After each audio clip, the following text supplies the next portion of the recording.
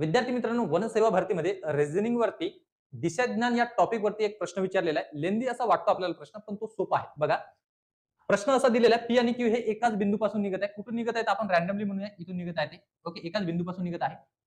P हा उत्तरेला 20 metre चालतो. आता उत्तर, दक्षिण, पश्चिम, पूर्व हे आपल्याला सर्वांना माहित आहे. उत्तरेला चालतो किती, तर आपल्याला लक्षात ठेवायचं आहे 20 मीटर. रॅन्डमली आपण घेत आहे ते 20 मीटर एवढं अंतर आपापल्या मनानं.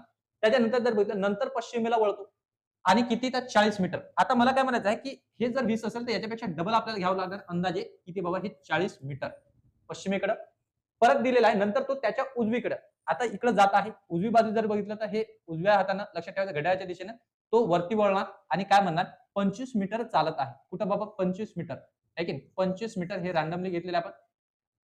त्याच वेळी क्यू हा उत्तरेकडे वळत आहे. आता बघा, क्यू नी पण सुरुवात केलेली आहे. क्यू उत्तरेकडे जातो आणि किती जातो म्हणते, तर 45 मीटर. याचा तर ऑलरेडी हे 20 आहे. 20 आणि याच्यामध्ये 45 करण्यासाठी किती लागते बाबा, 25 मीटर. दोन्ही मिळून जर बघितलं तर किती झालेलं आहे, ते 45 मीटर झालेलं आहे. आणि क्यू कुठं पोहोचला आहे, या ठिकाणी क्यू पोहोचलेला आहे आणि या ठिकाणी पोहोचलेला आहे पी. प्रश्न विचारलेला आहे त्याने, पीच्या स्थानाच्या संदर्भात क्यू आता कोणत्या ठिकाणी आहे, कोठे आहे. तर इथं पी दिसत आहे, पीच्या पूर्वेकडे.